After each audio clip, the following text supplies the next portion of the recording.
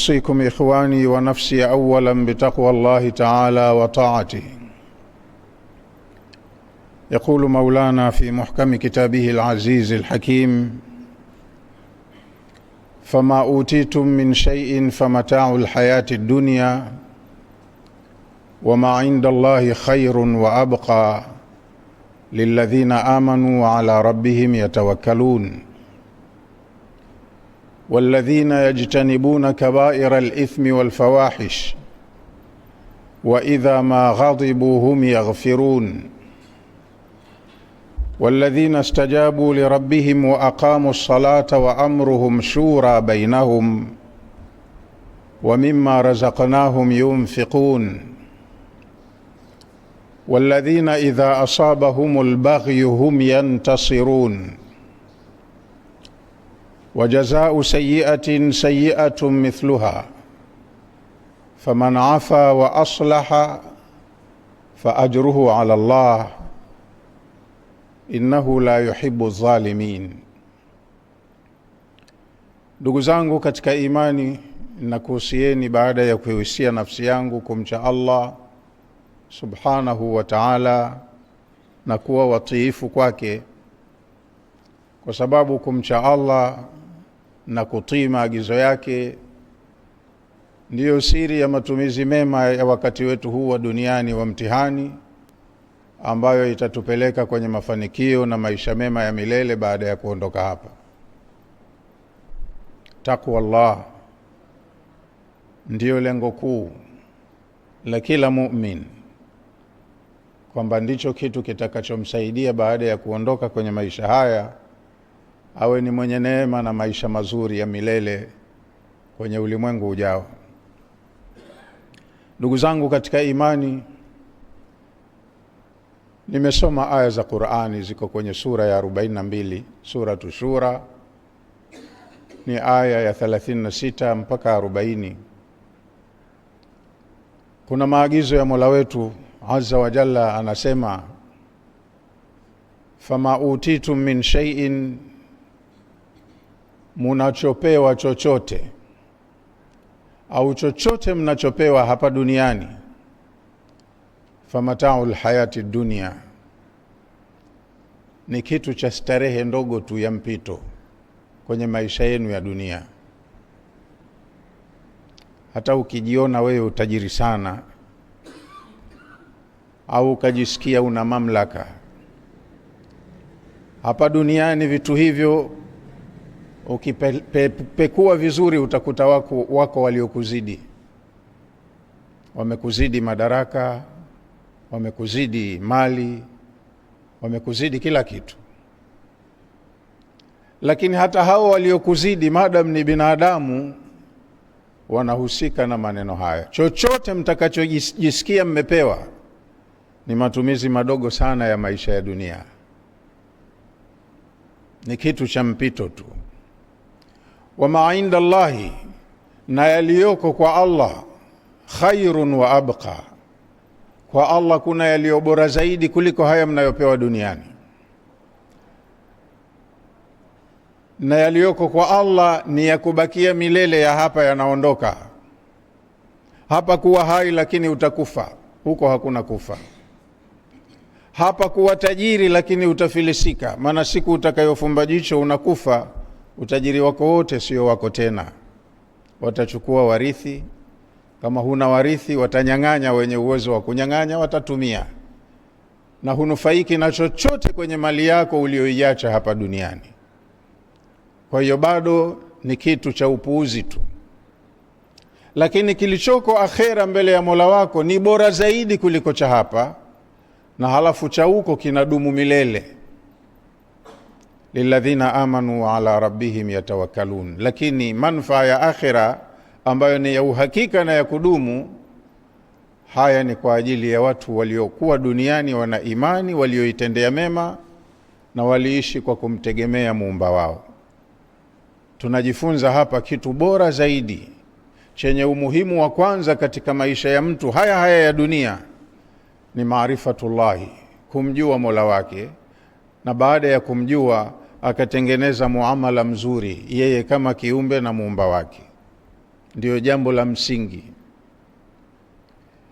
Aya iliyofuata Allah akasema, walladhina, na watakaoneemeka na vitu vilivyo bora na vya kudumu vya akhera ni wale watu ambao yajtanibuna kabaira al-ithmi wal-fawahisha, katika maisha yao ya duniani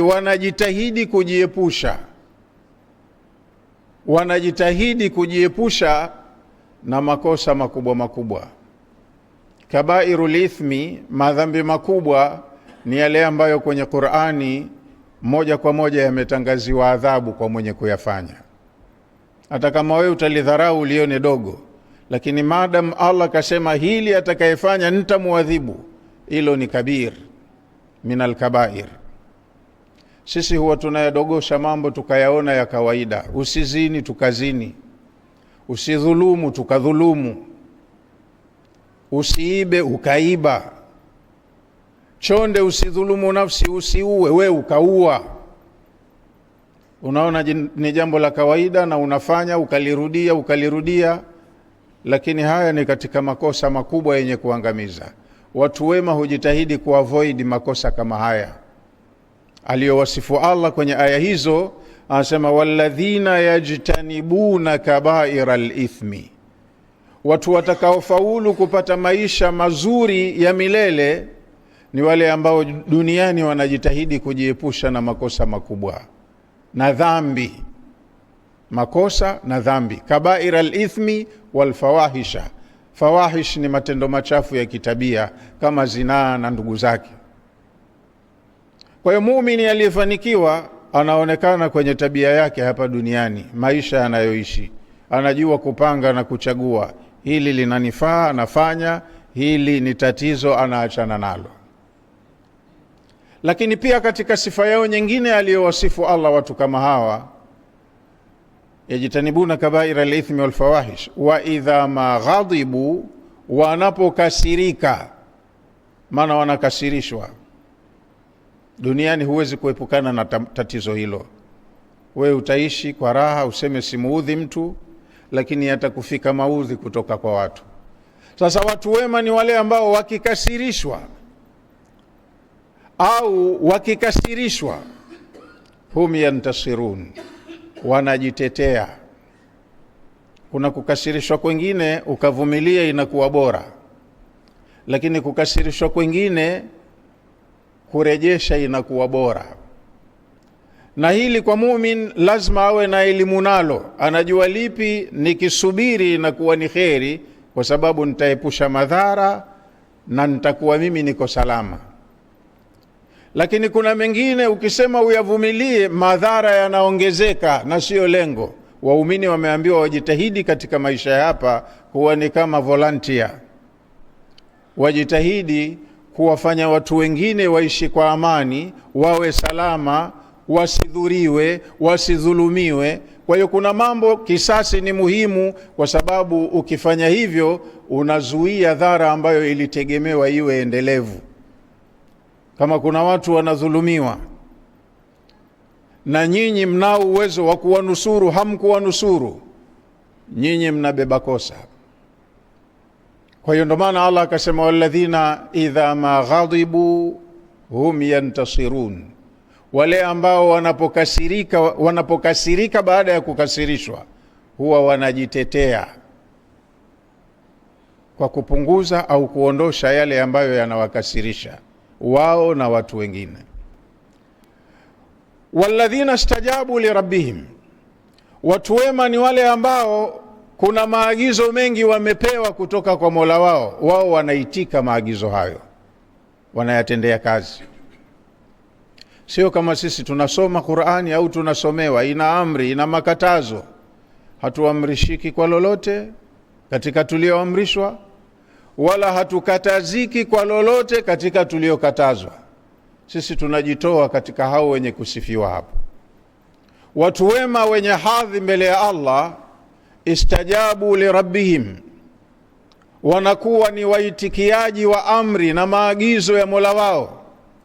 Fanya anafanya, acha anawacha, hiki muhimu anakipa umuhimu wake, hiki hakifai, anajiepusha nacho na kuangalia wengine wasiende kukitekeleza.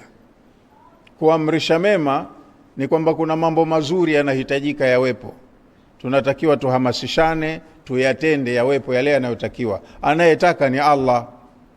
Na kukataza mabaya, kuna mambo hayapendi, yana uharibifu, hatupaswi kuyaridhia yakitendeka, tunatakiwa tuyadhibiti, ikiwezekana yatoweke kabisa au angalau yapungue nguvu. Watu wema ndo wanakuwa wanaishi hivyo. Istajabu li rabbihim, wanatekeleza maagizo yaliyotoka kwa Mola wao, wanamuitikia Mola wao. Wa aqamu salata, alafu wanasimamisha sala, bimaana wanaiswali kwa utaratibu wake, kwa kutimiza nguzo zake, faradhi zake, masharti yake. Wa amruhum shura bainahum, na waumini kama hawa kwenye jamii wanazoishi wanakuwa na umoja, mambo yao yanaenda kwa kushauriana. Istajabu li rabbihim, wanamuitikia Mola wao, yani wanachoamrishwa wanatekeleza, wanachokatazwa wanakatazika. Wa aqamu salata, wanatunza mahusiano baina yao na muumba wao, maana tumeambiwa as-salatu hiya silatun baina al-abdi wa rabbi. Sala ni means ya mawasiliano, ni kiungo baina ya kiumbe na muumba wake. Kwa hiyo kwenye familia zetu, wazazi, viongozi wa familia, suala hili wanatakiwa walipe umuhimu. Usitosheke na wewe kuja msikitini ukaswali, halafu watoto wakawa wanalelewa na dunia, watoto wa .com, ukawaacha kama walivyo. Bado hujatekeleza jukumu lako. Uwasimamie wawe na mahusiano mema wao kama viumbe na muumba wao. Na la tatu, wafundishwe watoto kuishi katika maisha ya kijamii. Wa amruhum shura bainahum, mambo ya waumini huwa yanaenda kwa mashura, wanashauriana baina yao.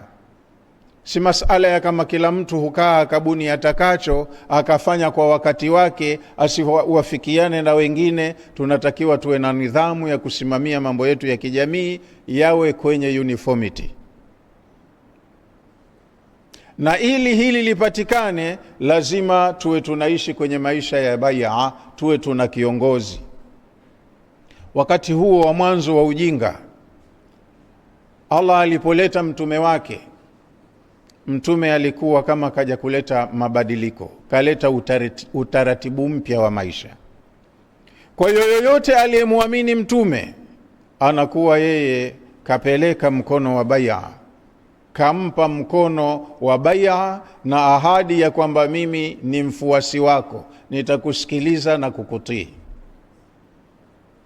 Na yoyote aliyeacha ujinga wake kwenye mila yoyote aliyokuwa nayo, akija kwenye Uislamu anakuwa anaendana na maamuzi ya Uislamu. Na Uislamu si mawazo ya mtu binafsi, ni nidhamu maalumu ya Mola Muumba, na kailetea mtume kama kiongozi. Waislamu wote wanamfuata huyu.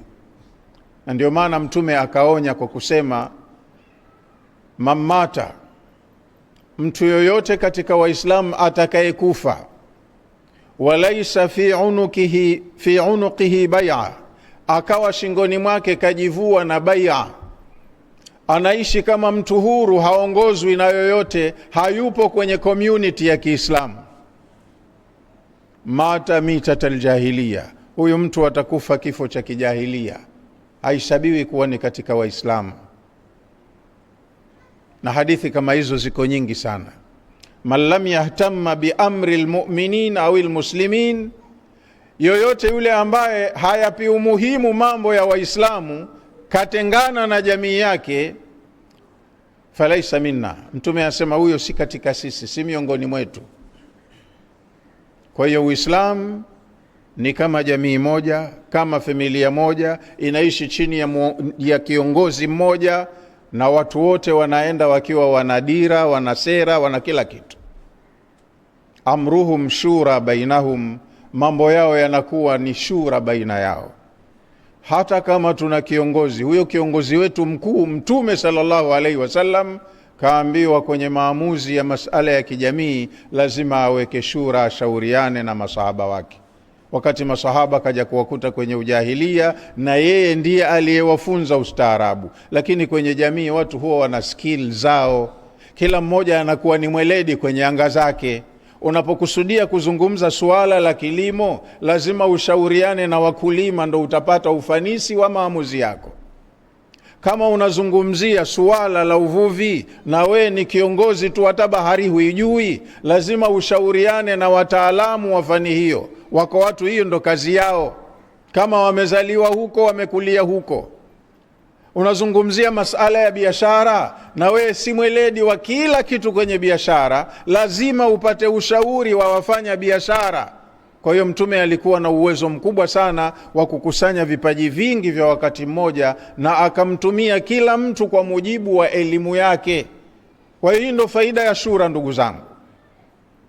Tupo wengi kwenye vijiji vyetu humu, lakini kila mtu ana uwezo wake. Hii tofauti ya vipaji ni muhimu kwa ustawi wetu pamoja, lakini kila mmoja ana weledi sehemu fulani. Tukiwa tuna kiongozi mahiri anaye uwezo wa kutumia vipaji vya watu wake, mambo yetu yote yananyooka na tunaenda vizuri. Amruhum shura bainahum, mambo yao watu wema yanafikiwa kwa kushauriana. Tunakaa kikao cha shura, tunasikiliza rai za watu, wajumbe wa shura, tunalijadili jambo fulani. Kwa hiyo wenye weledi kwenye hilo jambo watatoa mawazo yao, na kila ambaye ana uweledi zaidi atatoa mawazo yenye tija. Tukiyafanyia kazi yatatuvusha. Wa mimma razaqnahum yunfiqun, jengine linalowapaisha wana jamii wa Kiislamu, katika vitu tulivyowaruzuku wanavitumia vizuri kwa faida. Wa mimma razaqnahum, katika tulivyowaruzuku, yunfiqun, wanavitumia vizuri, wanafanya matumizi mema ya neema tulizowapa. Kwa hiyo mali hawapewi watu wote, wengine wanayo, lakini wengine wanalala njaa na wanakufa kwa maradhi yanayotibika kwa sababu gharama za matibabu hawana. Kama tunaenda systematically kijamii, basi tutakuwa tuna utaratibu kama tulivyowekewa na dini. Kwa mfano, tumewekewa nguzo nzima ya zaka, ni mzunguko wa mafao au mapato, kinachukuliwa kutoka watu wenye mifuko minono, kinakwenda kuwanufaisha watu ambao ni wa hali ngumu. Sote tuna haki ya maisha, na sote tuna haki ya kula, kuvaa, kujitibu tukiumwa. Kwa hiyo kama kuna mfumo mzuri wa usimamiaji wa mapato ya wenye kingi na wasiokuwa nacho, watu wote wataishi vizuri kwa raha, na hakuna mtu atakayesumbuka. Tofauti ya kipato itabaki pale pale, huyu ana kingi, huyu ana kidogo, lakini mwenye kingi kaambiwa wa fi amwalihim haqqun ma'lumun lisaili wal mahrum. Wenye nacho wanaambiwa kwenye mali zao hizo wanazochuma na kumiliki, waelewe munaingizwa haki maalumu, sio yao. Hii ni haki ya masikini, wanaoomba na wasioomba. Kama tuna nidhamu nzuri ya kusimamia mambo yetu ya kijamii, ili suala likifanyiwa kazi linafanya watu wote waishi kwa furaha. Chuki, hasadi, bughdha zitaondoka, kwa sababu mwenye nacho katoa zaka. Zaka inawasaidia wenye shida. Kile kinachopelekwa kwa wenye shida kikawasaidia, watashukuru na watafarijika sana kwenye jamii yao kuwepo watu wenye uwezo. Hatomuonea choyo mtu, hatomuapiza, lakini we unakula mpaka unatupa kwenye dustbin, mwenzako anaenda siku 3 miayo kwa njaa hajakipata, atakuapiza tu na maapizo yake yatakudhuru. Kwa hiyo wanatakiwa wanajamii wawe na utaratibu au nidhamu nzuri ya kusimamia mambo yao, na hizi formula za kidini tuzifanyie application, ziwe zinafanya kazi kwenye jamii zetu. Halafu Allah akasema pia, walladhina stajabu li rabbihim, wala umuitikia Mola wao, wa aqamu salata, wakasimamisha sala, wa amruhum shura bainahum, mambo yao yanaenda kwa kushauriana baina yao, wa mimma razaqnahum yunfiqun, na katika tunavyowaruzuku wanavitumia vizuri. Akafuatisha baada ya hapo kwa kusema walladhina idha asabahumul baghyu hum yantasirun, wale ambapo wakisibiwa na mambo ya magomvi,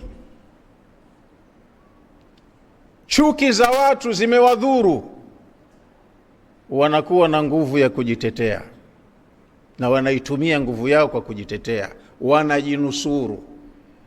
Maana mnaweza mkaishi kama jamii hapa kwenye kijiji chetu hiki, lakini wakatokezea watu kutoka kijiji cha mbali wakawahusudi kwa neema mlizonazo, wakakufanyieni figisu, na nyendo mkawa mpo tu, haya Mungu yupo anaona, tutakutana siku ya kiyama, mtatulipa kwenye mkunazi.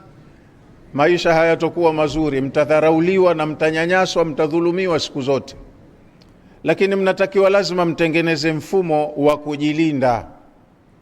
Kuna hasadi tu ya kwamba watu wanakufanyeni hasadi ya nguvu ya kiza na nyinyi ikawasibu, lakini kuna hasadi nyingine ya kutumia nguvu hasa za kiumbe, wakaja watu na silaha zao za jadi wakawapiga, wakanyang'anya kilichopo, wakaondoka. Wale wanajivuna, wanahichi, sisi hatuna kitu, ngoja tukachukue matumizi kule. Kabla ya Uislamu watu walikuwa wanaishi hivyo.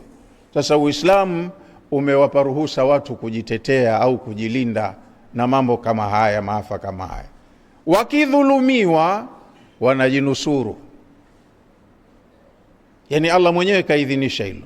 Udhina lilladhina yuqataluna, wameidhinishiwa wale wanaopigwa kila siku warejeshe mapigo kwa ajili ya kujilinda. Kwa nini? Biannahum dhulimu, kwa sababu wanadhulumiwa. Na Allah hataki kukuona we unadhulumiwa ukabaki unalia tu. Unamlilia nani sasa? Jipange, ujilinde. Huyu dhalimu jiandae na we ujiweke katika hali ya kwamba umdhibiti, ajue kumbe na yule mwanamme anayaweza. Kwa hiyo siku akijipanga kuja, anakuja kwa kutahadhari na kuwa na maandalizi, na wewe akukute umejiandaa kumsubiri. Uislamu ndo umetufunza hivyo. Wajazau sayyi'atin sayyi'atun mithluha. Allah anasema malipo ya uovu ni uovu tu vile vile. Mtu anakufanyia uovu, kabiliana naye kwa mujibu wa uovu wanaokufanyia. Usiridhie hali hiyo ya kuwa unadhulumiwa kila siku.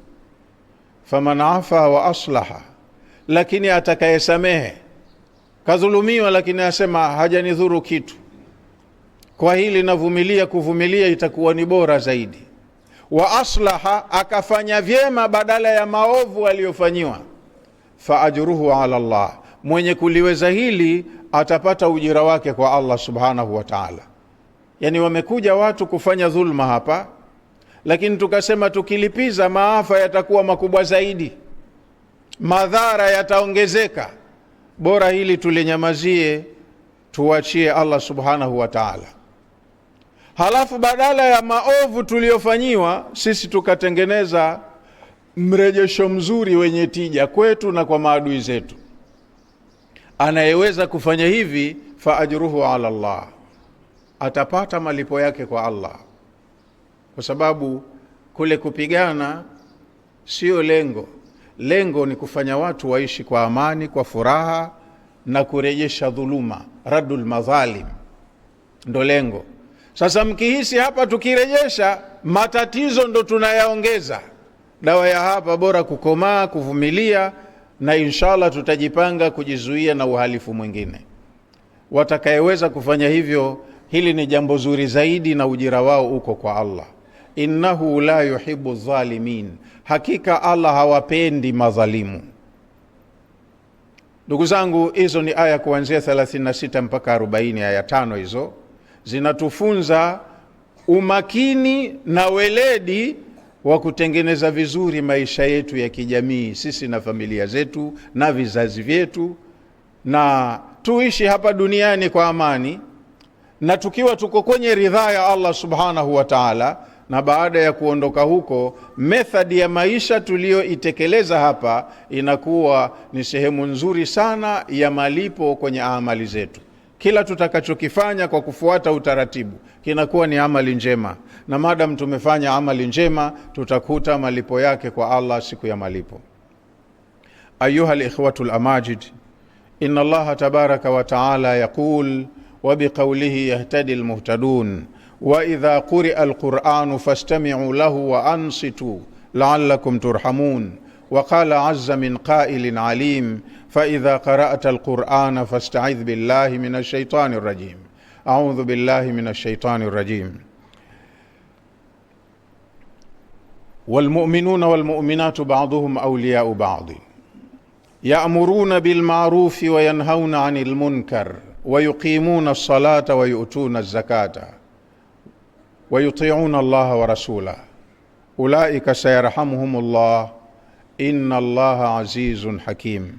بارك الله لي ولكم بالقرآن العظيم ونفعني وإياكم بالآيات والذكر الحكيم. أقول قولي هذا وأستغفر الله العظيم لي ولكم ولسائر المسلمين والمسلمات والمؤمنين والمؤمنات فاستغفروه فيا فوز المستغفرين ويا نجاة التائبين. وقال رسول الله صلى الله عليه وسلم البر لا يبلى والذنب لا ينسى والديان لا يموت اعمل ما شئت كما تدين تدان. وقال الحبيب المصطفى صلى الله عليه وسلم كل ابن آدم خطاء وخير الخطائين التوابون. وقال أيضا ادعوا الله وأنتم موقنون بالإجابة.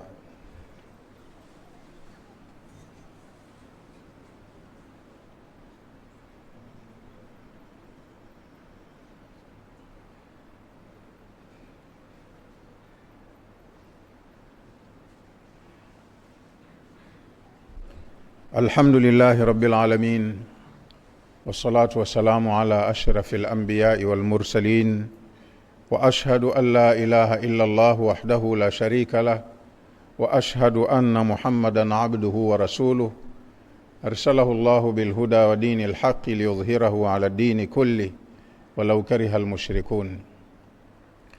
وبعد، ndugu zangu katika imani, nimenukuu aya ya Qur'ani iko kwenye sura ya 9, ni aya 71.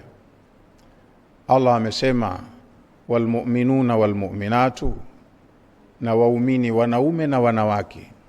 Mambo ya kijamii yana uwajibikaji sawa katika hizi genders, wanaume na wanawake. Kila jenda ina roli yake kwenye maisha yetu ya kijamii. Walmu'minuna walmu'minatu, waumini wanaume na waumini wanawake, ba'dhuhum awliya'u ba'd, baadhi yao ni mawali wa wengine,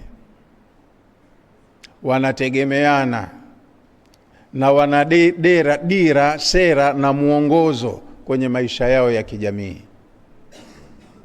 Kila mmoja ana wajibu wa kutekeleza majukumu yake kwenye jamii husika. Mahala kwenye jamii ya waumini, ukitaka kupima hiyo jamii kwamba hawa watu wa hapa ni waumini, angalia kwenye maisha yao vitu hivi. Ya'muruna bil ma'rufi, jamii ya waumini mahala walipo, kipaumbele chao ni kuamrishana yale mambo mema. Maarufu huwa ni mambo aliyoagiza Allah na kaahidi thawabu kwa wenye kuyafanya, ndio yanakuwa maarufu. Na munkar ni yale mambo ambayo Allah kayakataza na kaahidi dhambi kwa wenye kuyafanya na atawaadhibu baada ya kurudi. Hayo ndio yanaitwa munkarati. Jamii ya waumini wanajua sisi ni waajiriwa, muajiri wetu Allah subhanahu wa ta'ala. Tuna majukumu ya kiutendaji, lazima tuwajibike kwenye hayo. Kuna mambo katuamrisha, lazima tusimamie utekelezwaji wa amri hizo. Kuna mambo katukataza, lazima tusimamie udhibiti wa yaliyokatazwa. Kuna mambo katuwajibishia kama swala na zaka, lazima tuwajibike kuyatendea kazi. Ukitaka kuwapima watu kama ni waumini, angalia vipaumbele vyao na uwajibikaji kwenye mambo ya umuhimu kama haya. Ukiona jamii maovu yanakithiri, sio waumini hao, Waislamu, lakini maovu ndio yanazidi kila siku, na mainjinia wa kukuza maovu hayo ni wao, sio waumini.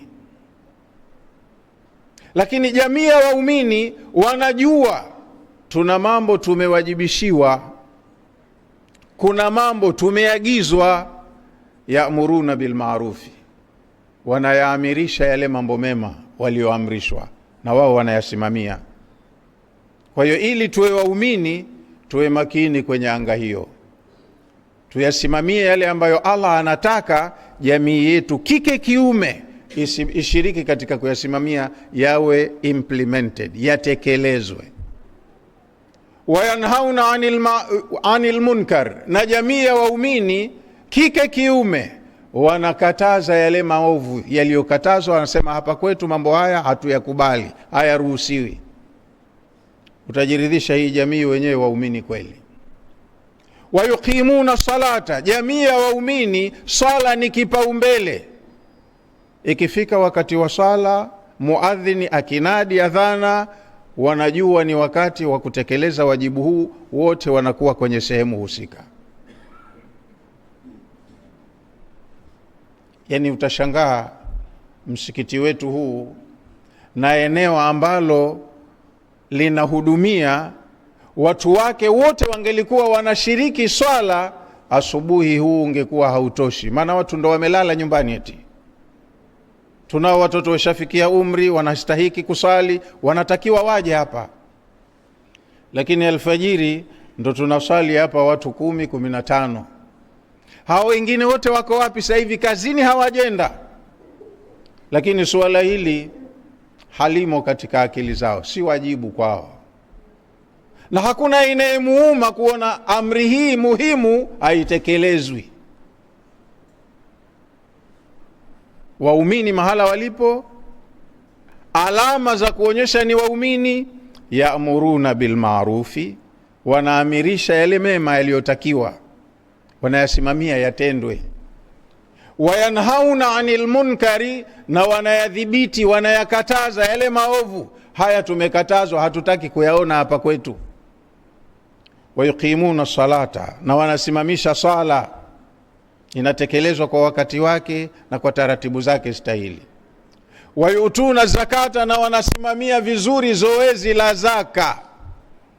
Kila mtu ambaye kafikisha nisab kwenye mali yake yaliyomiliki, ikapitiwa na haul, si lazima tena apate wafuatiliaji wakamuhimize. Yeye mwenyewe anajua mahala husika, anapeleka zaka, atakasi alichobakisha katika mali yake, awe hana dhima, hana deni kwa Allah. Lakini hao wenye uwezo wa kutoa zaka wanaona kama wakitoa ndo wananyang'anywa, hawatoi, na Allah anaona. Na wenye haki zao hao walioambiwa wenyewe ndo wapewe hizo haki, kila siku wanazidi kudhalilika tu. Hakuna msimamiaji wa hilo jambo, lakini jamii inaonekana ni ya Waislamu. Waislamu huwa wanasimamia vizuri mambo haya. Na la tano linalopamba wasifu wa jamii ya waumini, wayutiuna Allah wa rasulahu, waumini wanakuwa ni watiifu kwenye maagizo yote ya Allah na maagizo ya mtume wake. Lolote ambalo Allah kataka, katuagiza, lazima tusimamie, tuhakikishe linatekelezwa. Lolote Allah kalikataza, lazima tusimamie, tuhakikishe linazuiliwa. Kaamrisha, tusimamie litekelezwe. Kakataza, tusimamie liachwe. Na tunatakiwa tuwe watiifu kwa kutii maagizo yote atakayotuagiza Mola wetu na mtume wake aliyemtuma kwetu. Ulaika, watu hawa, sayarhamuhumullahu, hawa waumini watendaji hawa ndio pekee ambao Allah atawarehemu. Inna Allaha azizun hakim, Allah kafungia aya yake kwa onyo. Hata kama mkizembea mkakataa nyote kutekeleza alichotaka, Allah anabaki kuwa ni aziz, hamuwezi kumuondolea sifa zake au kumnyang'anya nguvu yake. Azizun bimaana alghalibu alladhi la yughlab, siku zote Allah atabaki mshindi tu, ana uwezo ambao hawezi kushindwa wala kupokonywa na yoyote uwezo wake. Sasa hili ni onyo kwa watu wenye kufahamu. Kataeni nyote kutekeleza, fanyeni mtakavyo. hamumuharibii Allah chochote kwenye ufalme wake. Madhara ya jeuri yenu itarudi kwenu wenyewe tu. Na kwa kumalizia hutuba yangu kwa leo, kuna maneno amesema Mtume sallallahu alayhi wasallama, ad-dinu nasiha, dini ni nasaha. Ad-dinu nasiha, dini ni nasaha. Nasaha huwa kama ni mawaidha tu, tunapeana miongozo ambayo inahitaji usimamiwaji na uwajibikaji ndani yake. Kila aliposema hivyo, maneno yake mawili tu, wakamuuliza waliomsikia, liman ya Rasulallah, nasaha hizi ni kwa nani ewe mtume wa Allah? Qala, mtume akasema, lillahi wa lirasulihi wa liaimmatil mu'minina wa ammatihim. Panahitajika nasaha kwa sababu dini haijaja ili patumike nguvu kuwalazimisha watu, lazima ukitaka usitake usilimu. Hakuna hiyo amri mahala. La ikraha fi dini qad tabayyana ar-rushdu min al-ghayy faman yakfur bitaghuti wa yu'min billahi faqad istamsaka bil urwati al-wuthqa lam fisama laha wallahu samiun alim. Siruhusu, Allah anasema, kutumia nguvu kuwalazimisha watu kwenye dini. Ikrah ni kumlazimisha mtu, ukitaka hapa we utasali, hutaki utasali.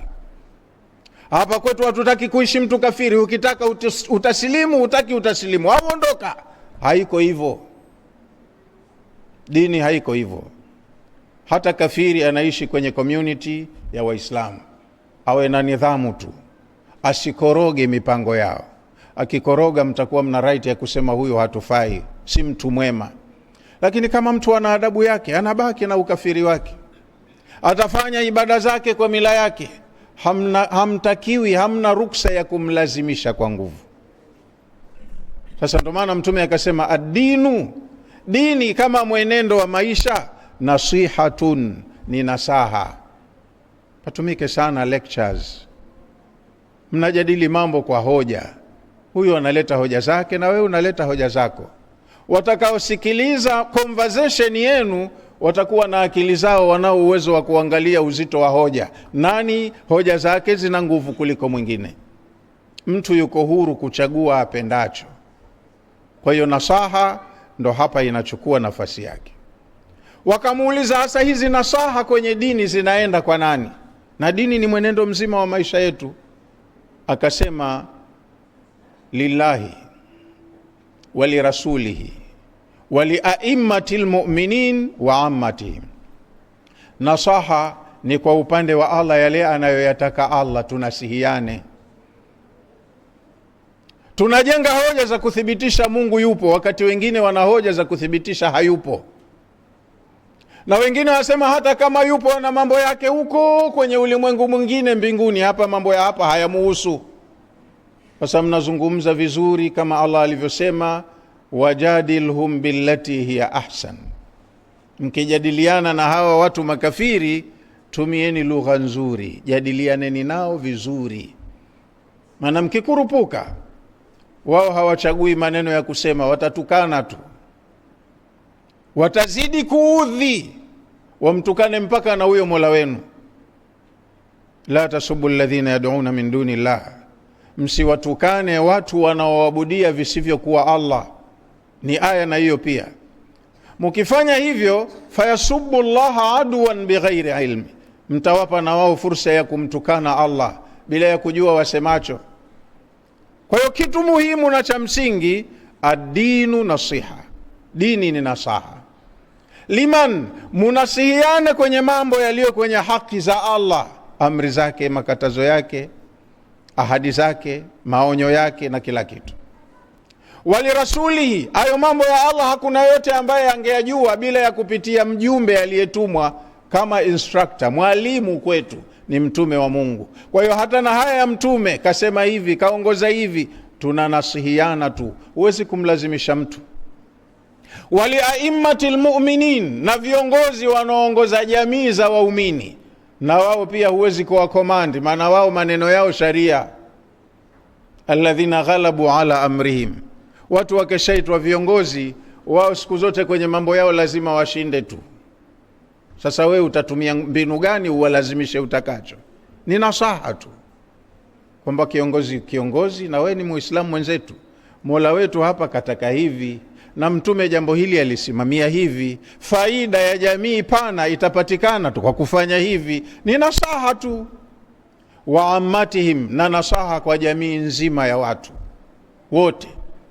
Kwa hiyo tunanasihiana mambo ya kuhusu kwa Allah, tunanasihiana mambo aliyosimamia mtume, tunanasihiana na mambo wanayoyasimamia viongozi wetu kwetu, na tunanasihiana wenyewe wenye kuongozwa kwa ujumla wetu. Nasaha, mawaidha mazuri. Nadhani nimefahamika. Ad-dinu nasiha, dini ni nasaha. Qila liman ya Rasulallah, nasaha hizi ni kwa nani ewe mtume wa Allah? Kasema lillahi wa lirasulihi wa liaimmatil mu'minin au muslimin wa ammatihim.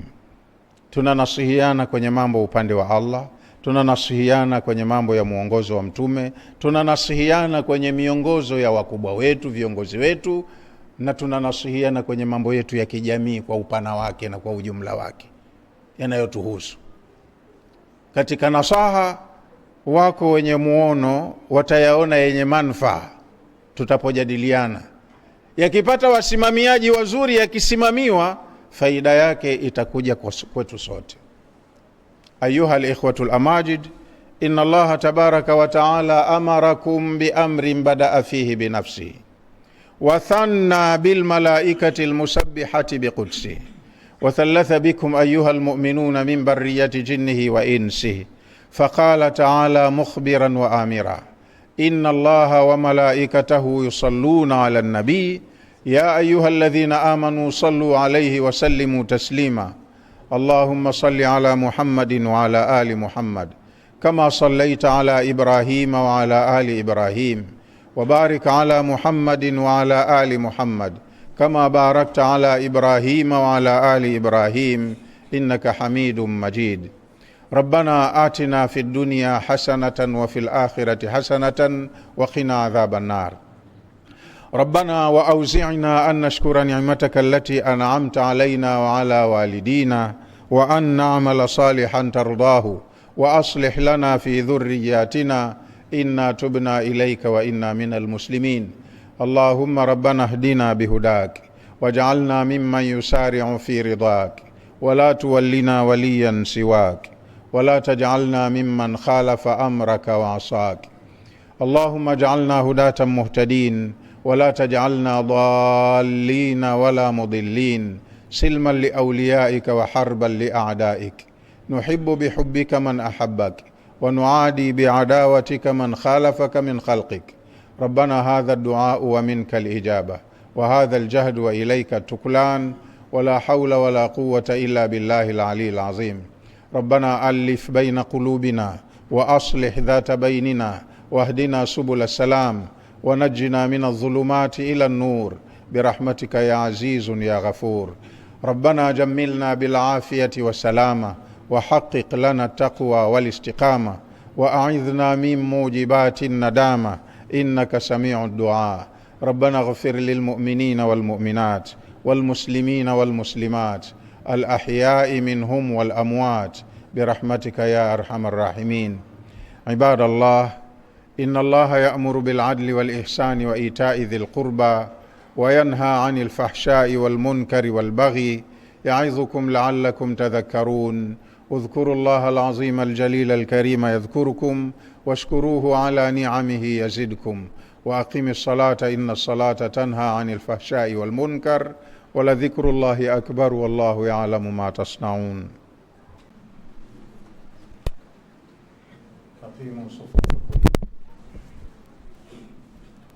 أقيموا صفوفكم أقيموا صفوفكم.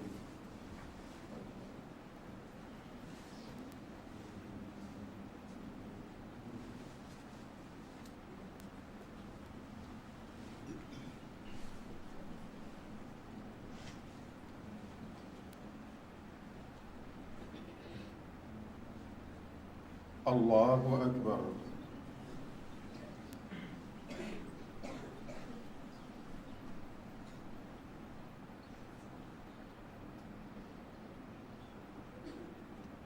بسم الله الرحمن الرحيم. الحمد لله رب العالمين، الرحمن الرحيم، مالك يوم الدين، إياك نعبد وإياك نستعين، اهدنا الصراط المستقيم، صراط الذين أنعمت عليهم غير المغضوب عليهم ولا الضالين.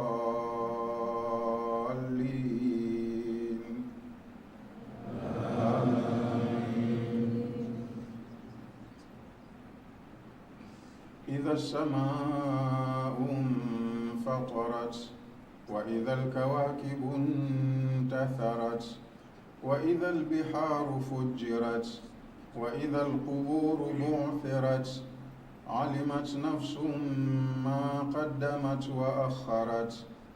يا أيها الإنسان ما غرك بربك الكريم، الذي خلقك فسواك فعدلك في أي صورة ما شاء ركبك.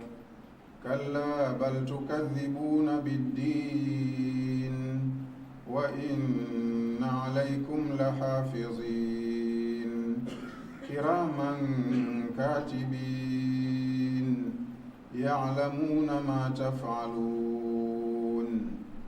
إن الأبرار لفي نعيم، وإن الفجار لفي جحيم، يصلونها يوم الدين وما هم عنها بغائبين. وما أدراك ما يوم الدين، ثم ما أدراك ما يوم الدين، يوم لا تملك نفس لنفس شيئا، والأمر يومئذ لله. الله أكبر.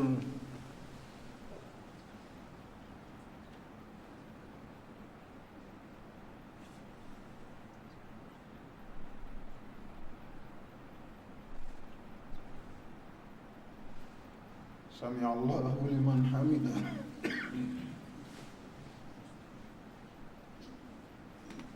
الله أكبر.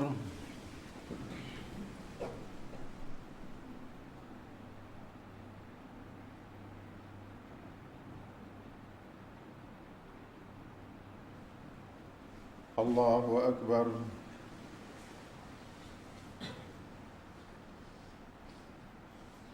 الله أكبر.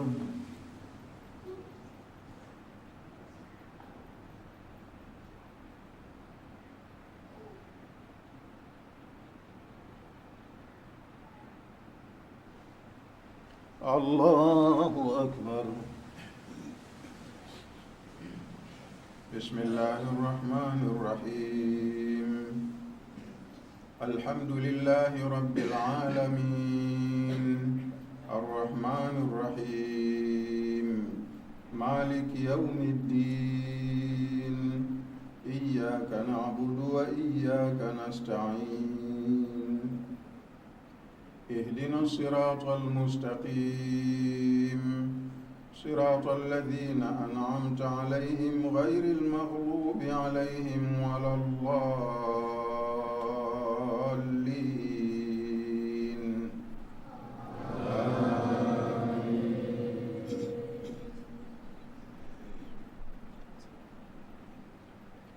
والشمس وضحاها، والقمر إذا تلاها، والنهار إذا جلاها، والليل إذا يغشاها، والسماء وما بناها، والأرض وما طحاها، ونفس وما سواها، فألهمها فجورها وتقواها.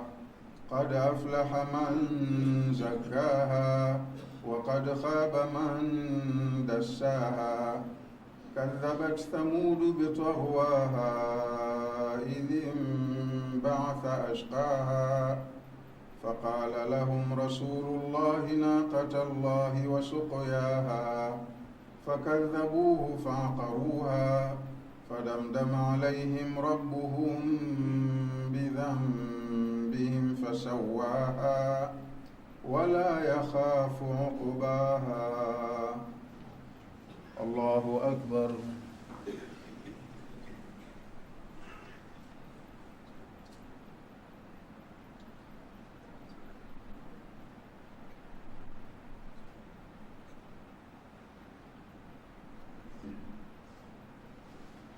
سمع الله لمن حمده.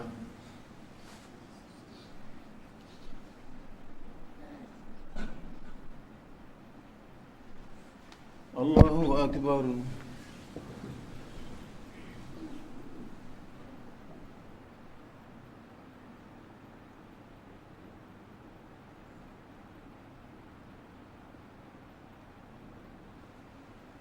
الله أكبر.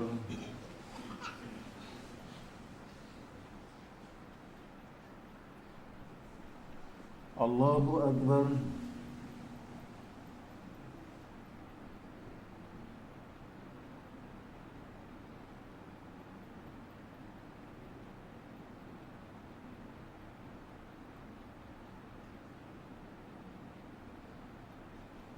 الله أكبر.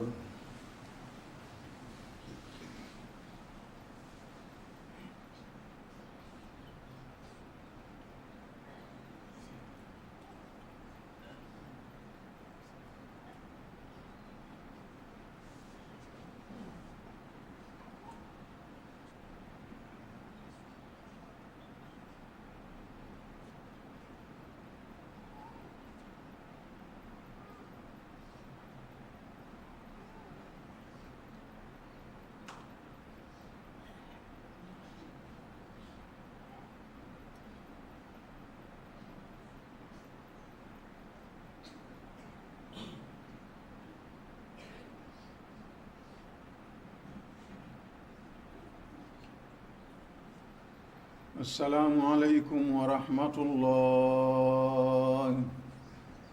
السلام عليكم ورحمة الله.